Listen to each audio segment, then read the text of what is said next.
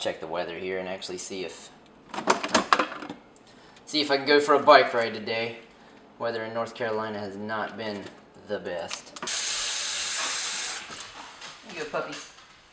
Oh.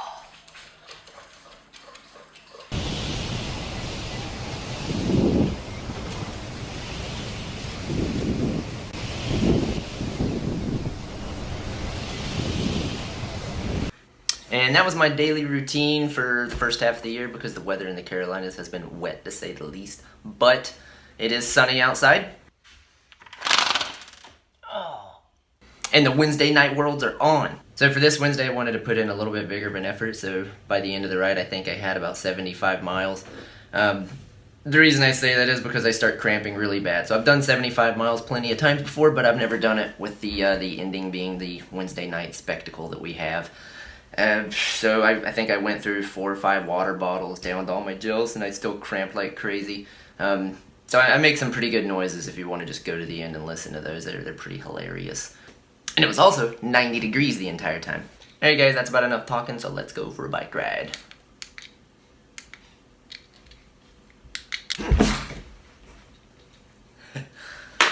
Let's go. So at the beginning of the ride, I had a little bit of a gap. I was just screwing around. I wasn't going to stay out there that long. They did catch me before we hit, what is that road? Stanley Lucia? No, I mean Alexis Lucia, sorry. So once I pulled off the front on Alexis Lucia, Dad kind of hit it. I don't know if he was just trying to pick up the pace or make Ralph pull across to him, something like that. But it was really hurting Austin. I mean, look at that pain face. That's such a good pain face. He has grit in his teeth and going ham. He did it like a boss, so he stayed on with us until we actually turned right to go to Mount Zion, and he just kept going straight. So Mount Zion is a new climb that we just added in. There's this little climb, this is the downhill, and then we hit the uphill right here, which is where Lutz, he drilled it over the top. This thing's way steeper than the video makes it look. I wasn't going to close it down because at this point, I wasn't even sure if I was going to make it through the whole ride. I was doing, you know, chunking, where you break the ride up into smaller segments, just try to get over each little climb. So Ralph was trying to pull it back.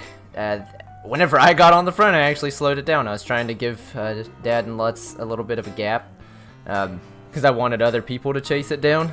You know, I was trying to have us a rabbit to go after, but there's a stop sign. Cars were at the stop sign, and we caught them. So screwed up that plan. Anyway. We turned left onto, what is that, Brevard or Beth Haven? The pace slowed down a little bit, so Dad picked it up. He actually picked it up to probably around 30 miles an hour.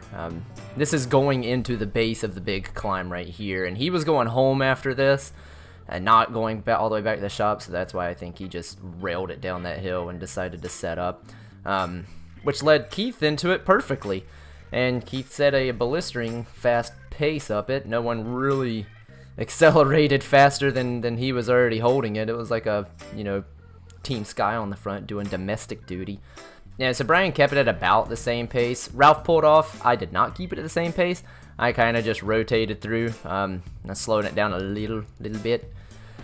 Because at this point, my legs, I could feel that little twinge, the little twinge right before you start to cramp. I mean, I'm sure you know what I'm talking about. So with graduation and everything coming up, I think a lot of people had family obligations this week. That's why the group was smaller, which I was not banking on. That means I couldn't hide at the back as much, and I think that's another reason why I was crapping all over myself. Of course, whenever I pulled off, somebody decided to pick the pace up again.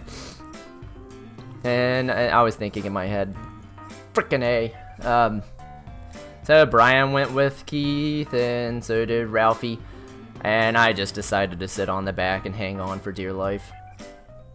So I jumped onto the back of the little group here. They did have a gap, and Tom's the one that actually closed it down. Now Tom, after the ride, was saying how bad he was hurting on this, which you'll get to see his awesome pain face in a minute. But no freaking wonder he was hurting so bad, because he closed down every gap. So every time somebody would pick the pace up, go up the road, anything, Tom was the one that closed it down for us. So good job, Tom, and you should have been hurting, because that was a good effort. So we rotate right past the group here. Well, the group is like 7 of us.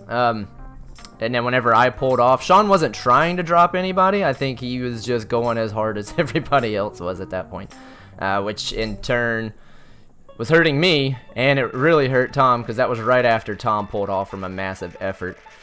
So this is the point where Tom said that he thought he was about to get dropped. But one thing I always say is you can't teach someone how to suffer, and Tom definitely knows how to do that.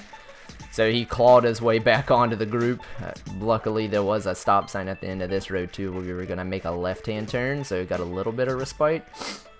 But that was a good effort. That had me hurting a little bit. Yeah, and you could tell it was hurting Sean too. He was hurting.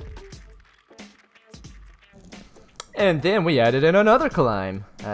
So this is a climb that's right near Green Road, so we're starting to come back on the regular course. And then we added another climb.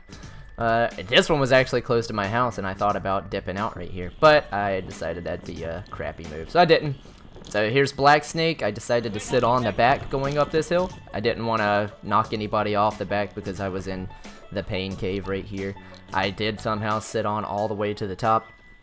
And for me, this was one of those rides where I just kept in my head thinking I was getting dropped. So on Stanley Lucia, I was at the front and someone decided to attack again, and that hurt. The only person to cover it was Ralphie, and so I jumped on his wheel. I decided to just, you know, since he took a couple of slower pulls, I decided to jump on his wheel and hang on, which in retrospect was a bad idea, because that was my final big effort. So once we come around the bend here, I had no idea that we actually had a gap to everybody else. It was just me, Ralph, and Keith. So Keith kept the pace really steady. I was slowly dying 1,000 deaths. And Sean bridges across, but gaps Tom and Jason. You know, he comes hauling by me, and I decide to just keep riding my pace so I don't blow up.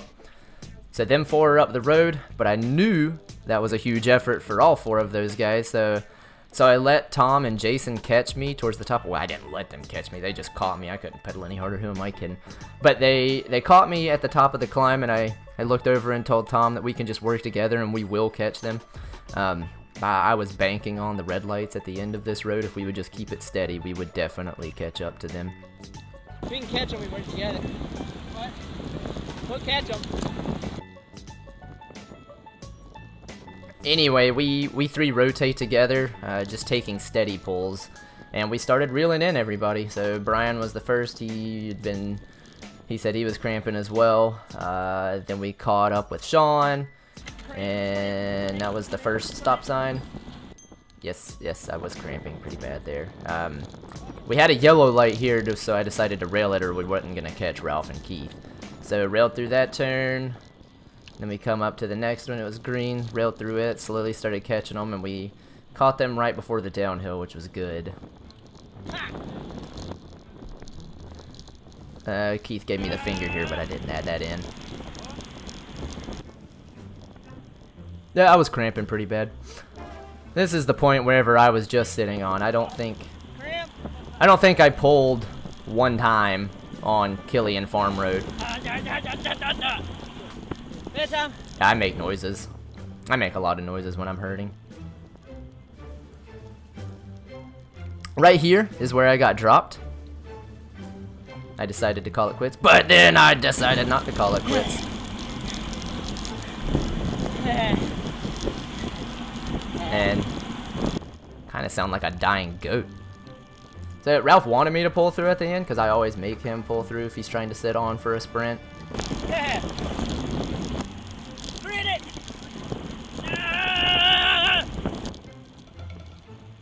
If anybody else would have tried to sprint, I would have just said screw that and let him go. I sat on his wheel. He started about the normal spot for most of these guys to start the sprint. And nobody really went with us. You know, Jason got out of the saddle, and Sean just kept digging deep. But, you know, as soon as I could sit on Ralph's wheel all day long at that pace, but as soon as I tried to get up and stand up, my legs just said nope, locked it down. So yeah, guys, that is about it for today. Next time I will be taking a look at one of these. I'm also next week going to Nationals, Road Nationals, not mountain bike Nationals. I will not be competing in it, but I will be there We'll be filming some of it, having a good time. I'll tell you guys all about it whenever I get back. So I will see you guys later.